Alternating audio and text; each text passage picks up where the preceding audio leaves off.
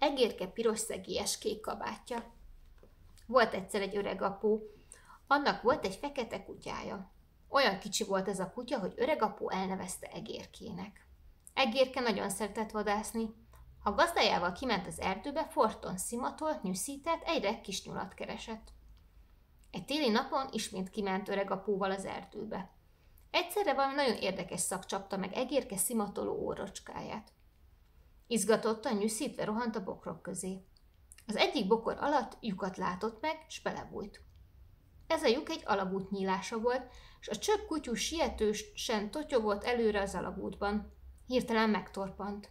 Egy nyúl állt előtte hosszú fülét, mulatságos orrát mozgatva. Egérke égtelen ugatásba kezdett. Wow, wow!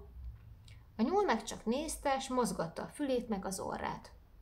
Miért nem szaladsz el? Kérdezte Egérke. Hogyan fogjalak meg, ha nem szaladsz előttem? Miért akarsz engem megfogni? Kérdezte a nyúl. Nem is tudom pontosan, mondta Egérke. De úgy tudom, hogy a nyulak el szoktak futni a kutyák elől. Nem félsz tőlem? Nem hiszem, mondta a nyúl. Tudod, te olyan pici vagy, hogy nem félek tőled, akármilyen hangosan is ugatsz.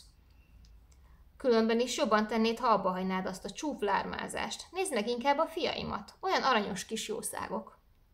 Nyúlanyó az alagúton át a fészekhez vezette Egérkét, és megmutatta neki 5 aranyos kis nyulacskáját.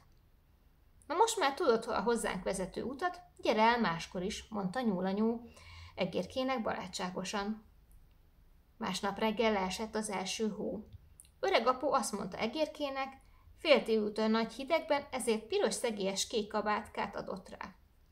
Egérkét szorította, csiklandozta a piros szegélyes kék kabátka, próbált tőle megszabadulni, de hogy sehogy sem boldogult.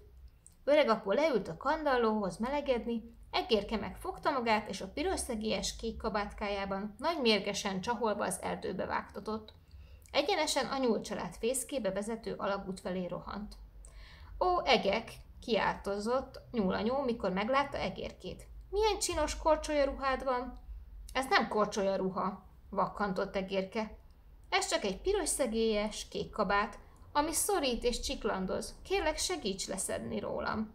Odaadnám takarónak a kis nyusziknak. Nyúlanyó óvatosan leszedte Egérkéről a piros szegélyes kék kabátkát. Gyöngéddel ráterítette az alvó nyuszikra, és felsóhajtott. Nézd csak, milyen aranyosak! És gyere el, Egérke, kérlek, gyere el hozzánk máskor is. Egérke hazaballagott, és mikor az öreg apu megkérdezte tőle, hogy hova lett az új kabátkája, boldogan csaholta. Wow, wow! De öreg apu nem értette, mit csahol Egérke, és még most is azon gondolkozik, ugyan hová tűnhetett a piros szegélyes kék kabátka.